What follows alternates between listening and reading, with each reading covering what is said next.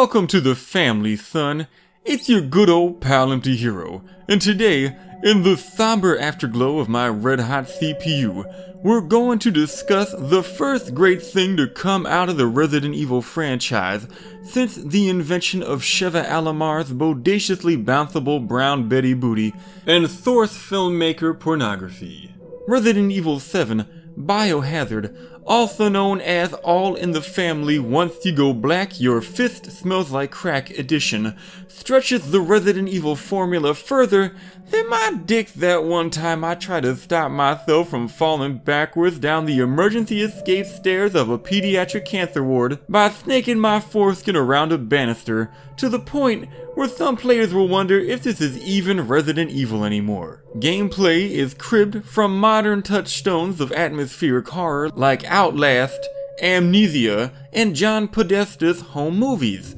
while the premise borrows themes and iconography from the Texas Chainsaw Massacre 2, Silent Hill 2, and a short story I was working on, of which I have no idea how the fuck Capcom found out about.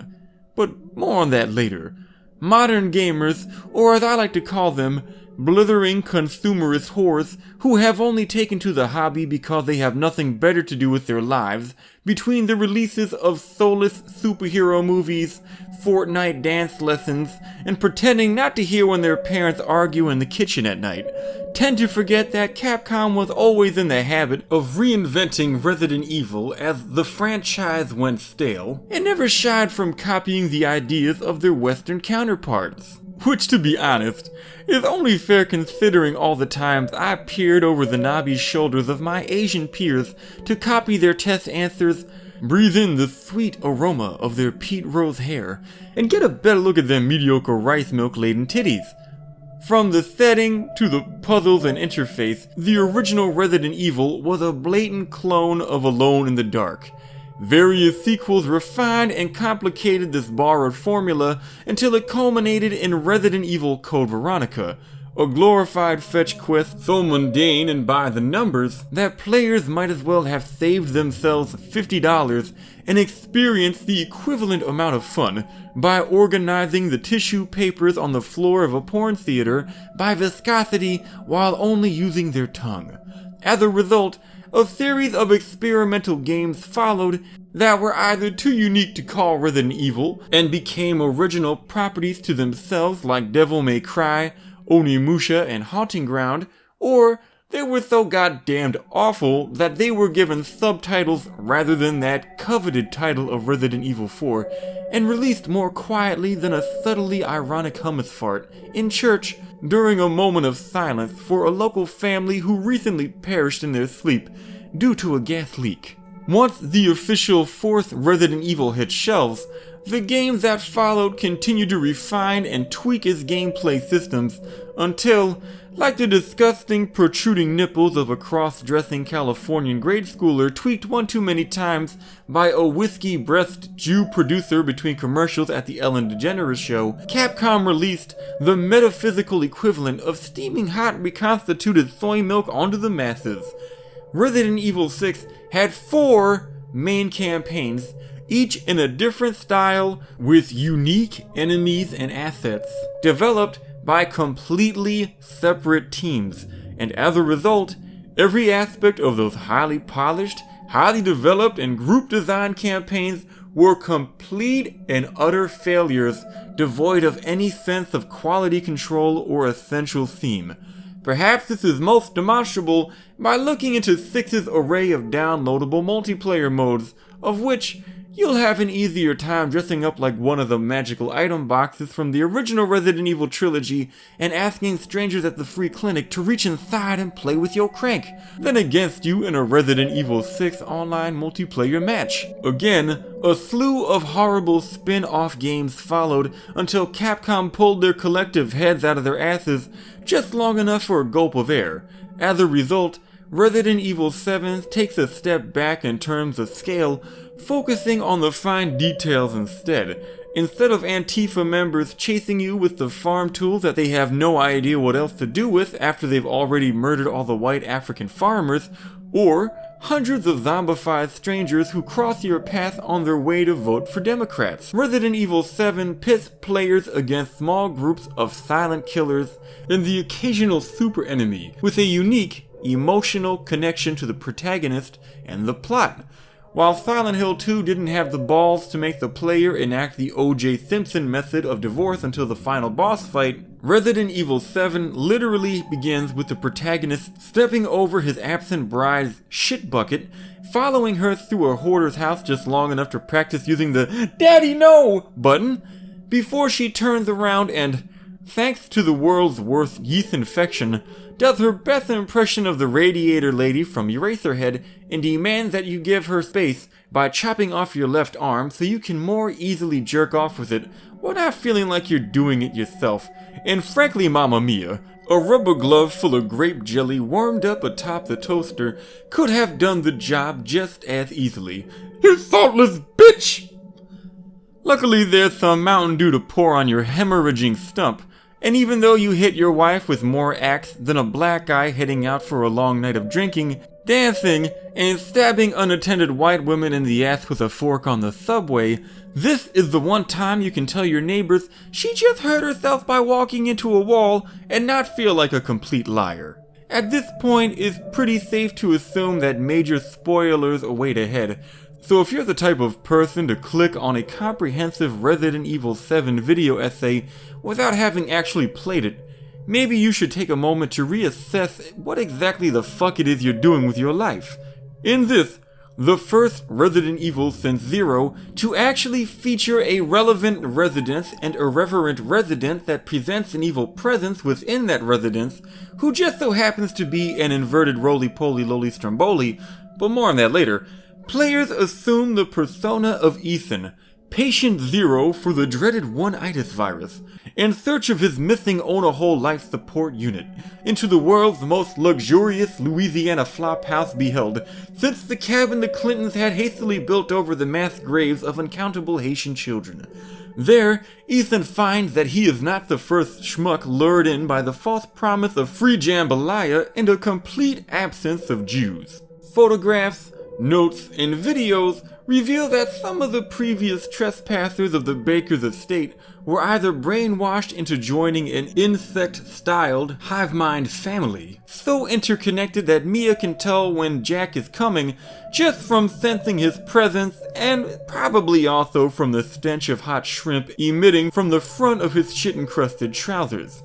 Others were forced to eat out a girl on her period until a blood clot passed from her cervix through his mouth and into his brain, and perhaps worst of all, most were transformed into mindless, shiftless watermelon disposal units. After surviving yet another attempt by Margaret to force a young man to eat her guts out, and realizing that people lose hands in this game more often than a Skywalker playing blackjack, our hero Ethan is faced with the moral dilemma of whether or not to allow the Bakers to infest his neg-hole with an intestinal egg roll. Realizing that joining the Bakers family would make his wife Mia his in-real-life sister, thus rendering their bedroom roleplay entirely pointless, Ethan decides to make a break for it instead, after encountering the world's dumbest policeman who, instead of immediately helping you escape or calling for backup, decides to interrogate you further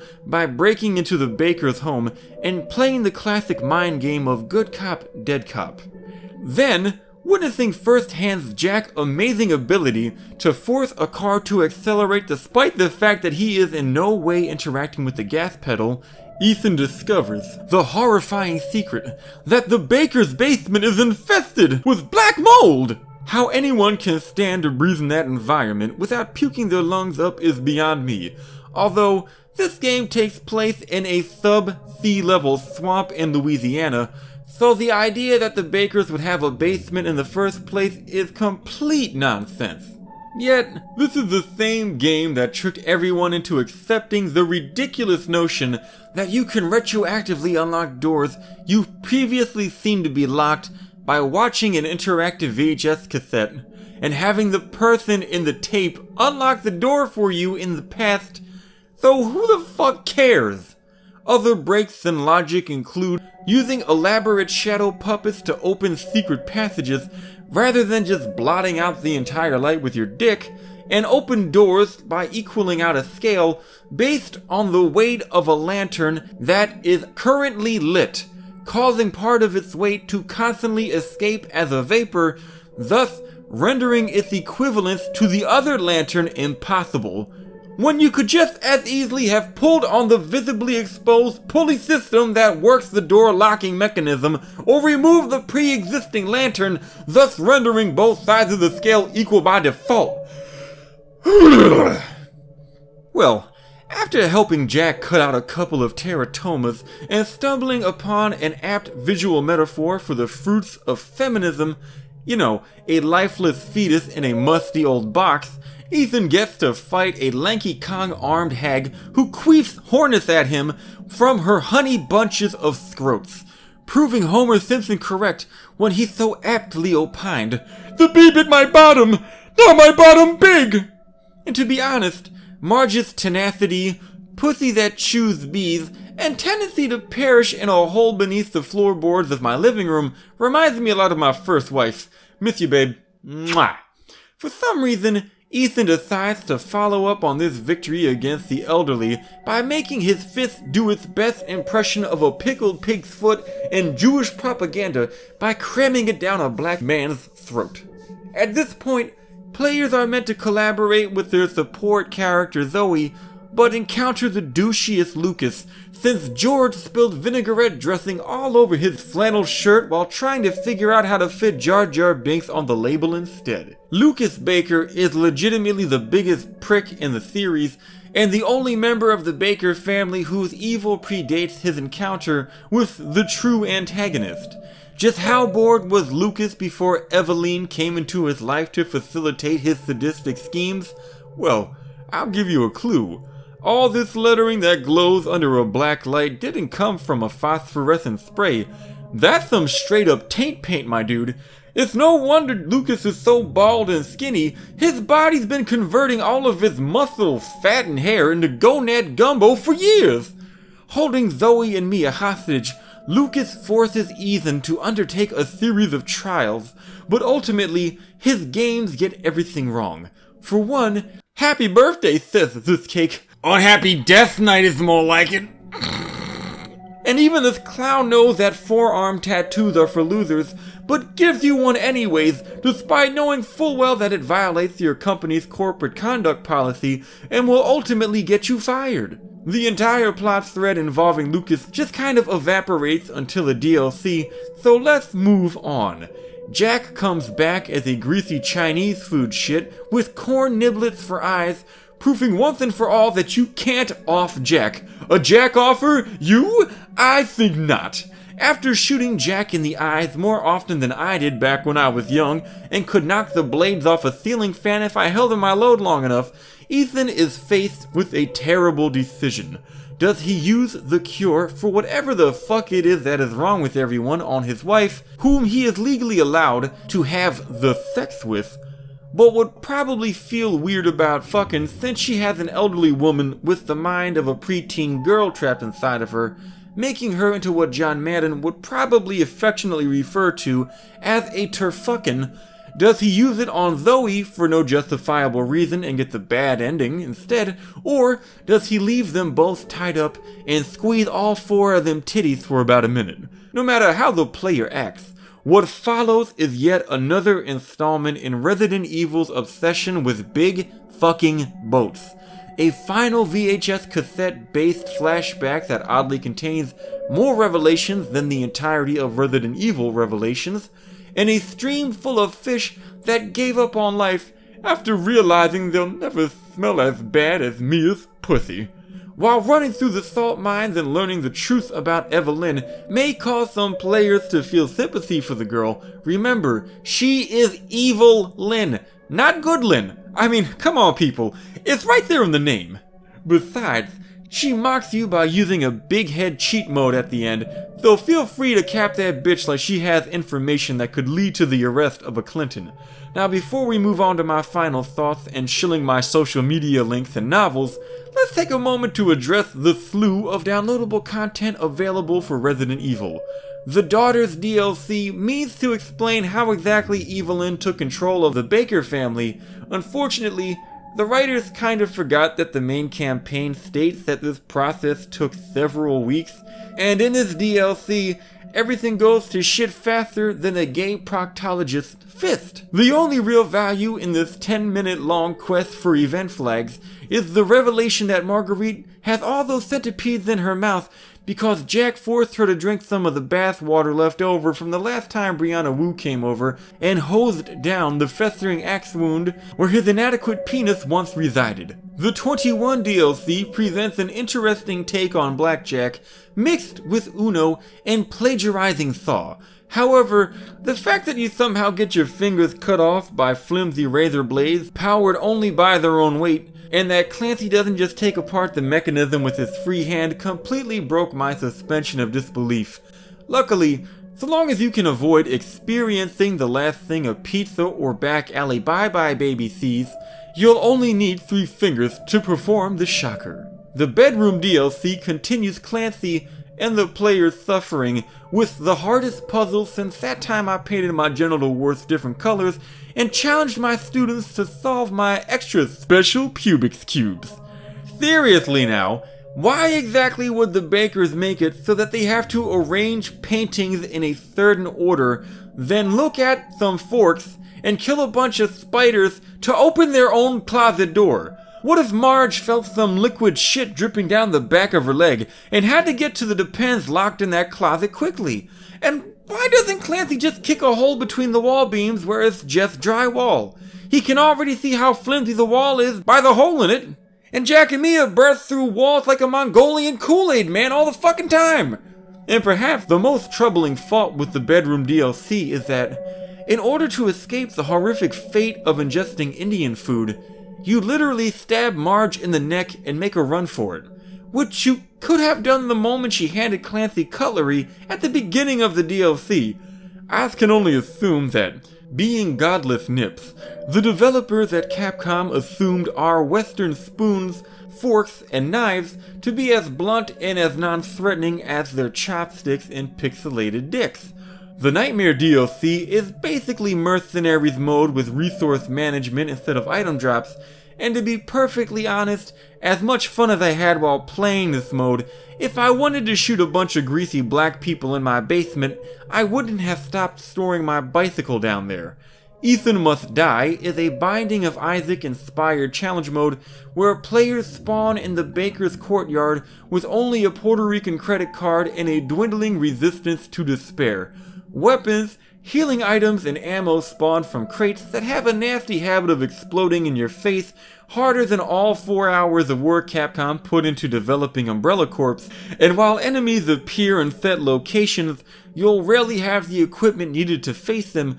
forcing the player to run face first into traps like a sexually confused product of single mother parenthood at his first anime convention, then die instantly. If you both love a challenge and hate yourself, feel free to give Nightmare mode a shot, then contact a psychiatrist because frankly, you're a better person than you realize and should love yourself as much as the rest of us love you. In Jack's 55th birthday, also known as Hungry Hungry Psychos, Mia utilizes the power of Team Fortress 2 hats to subdue Jack's insatiable bloodlust just long enough to get him to eat the Swanson chicken dinners scattered around the map, rather than Mia's inadequate ass for a change, which is also a nice change for Jack considering that, even though he's the one dressed like a clown, Mia's cooch tastes funny. Apparently, the Not a Hero DLC takes place on opposite day, as Umbrella is portrayed as a private military bent on eradicating biological weapons, and Chris Redfield is some kind of twiggy soy boy who has to procure his own steroids on site rather than bringing his own. This new incarnation of Chris carries a great arsenal of weapons, but for no justifiable reason, no gas mask or flashlight into a subterranean mine. And if you don't get what I mean, that's like Bill going down on Hillary without smearing some of his own Big Mac infused shit on his upper lip so he doesn't have to suffer the otherworldly stench of her pussy. Now, enemies in this DLC include those little roly-poly monsters from Dead Space, Lucas as a tyrant, and a slightly larger mold monster with extra cheese. This DLC was pretty well put together, and frankly, aside from Remake, this is the first time Chris appeared in a game without coming off as a complete fucking spaz, so I'm okay with the changes. The final DLC, End of Zoe, also known as Metal Gear Squalid Crocodile Punter, begins with Zoe's drunkle snapping the necks of the Umbrella team sent to rescue Zoe because he heard one of them using math to calculate their position and assumed that they were Jews. With Eveline gone, the mutations of the Baker family and mold monsters kick into overdrive, granting certain enemies increased ferocity due to their newfound inability to pump off anymore with their newly grown blade arms, causes the crystal meth residue and decades worth of incestual cum soaked into Zoe's skin to transmogrify into a sort of rudimentary jiggly bits chrysalis and poon cocoon, and enables that top corner of Jack's head that he blew off in the garage to respawn as a shameless Swamp Thing clone. Gameplay involves fisting more black monstrosities than Jim Norton on date night, eating out more critters than a furry left alone in an animal shelter after dark, chucking spears like somebody on the development team forgot that this is a Resident Evil game and not what blacks want to do instead of standing for the national anthem at sporting events, playing chicken with 10-foot alligators rather than just climbing up into the nearby tall grass out of fear of the demonic Pokemon his pastor warned him about just before handing out the holy vision snakes, and punching holes in walls like daddy after drinking because mommy is just too goddamn nimble to catch with a solid punch once the mess kicks in. Luckily, someone at Neo Umbrella just so happened to drop a hydraulic boxing glove near the final boss, perfect for fisting a robotic waifu, like Haiti, Dorothy from the Big O, and that one slutty toaster I store in the same cubby as my rubber glove full of grape jelly. And as a result, Uncle Joe gets to inject his niece with something other than his own DNA for a change. Overall, while Resident Evil 7 isn't exactly emblematic of the previous entries of the franchise, it, like watershed installments such as the original Resident Evil, Remake, and 4 before it, charts a new trajectory for the series, and frankly, I appreciate the changes. It was nice to play as somebody who felt real and frustrated with their situation, rather than as yet another immortal anime character who performs gun fu, wears a $200 jacket, and never gets laid. As far as the writing is concerned, Resident Evil scenarios and dialogue are generally embarrassingly bad, and this time around, about halfway through the game, I had to dig into my folder of unfinished writing projects and realize that a short story that I plot outlined 10 years ago was completely scooped by this game. After eliminating similar characters and plot lines from my little story, only the introductory sequence, location details, and a few quips remained. So as far as I'm concerned, if the writer of 7 was good enough to force me to rewrite one of my own projects, it's knocked out of the park. Gameplay-wise, 7 introduces a clever blocking mechanic that makes the lack of peripheral vision inherent in first-person games manageable, and refines the item crafting system introduced in Resident Evil 3. Items are scattered in clever hiding spots, like in BioShock, and though, like a fecal-philiac marching into the forest intending to live off the land, your character walks around with 3 backpacks full of shit, you'll never feel overpowered or too ill-equipped to continue. Graphically, Resident Evil 7 makes PT look like TP and that you could wipe your ass with it, thanks to literally hiring the guy who made the engine for PT, as well as a liberal use of ray tracing, though I sometimes wonder, Why do these games utilize ray tracing and not Bob tracing or Jamal tracing? Well, that's it for today's video. If you liked it, be a kawaii babe and subscribe. Share it with your dwindling supply of friends who have not yet been banned from Twitter for no apparent reason. Use the links provided below to join my Discord so you can annoy me with unfunny personal messages at all hours of the day. Check out one of my ebooks, paperbacks, or audiobooks in order to expand both your mind and genitalia. Toss $1 at me on Patreon for the right to vote on which game I review next. Or clasp hands with everyone else and join me in an earnest prayer that the Resident Evil 2 remake doesn't turn out to be as soulless of an embarrassment in the vein of Resident Evil 6 that the previews make it out to be. Until then, thanks for your time and goodbye!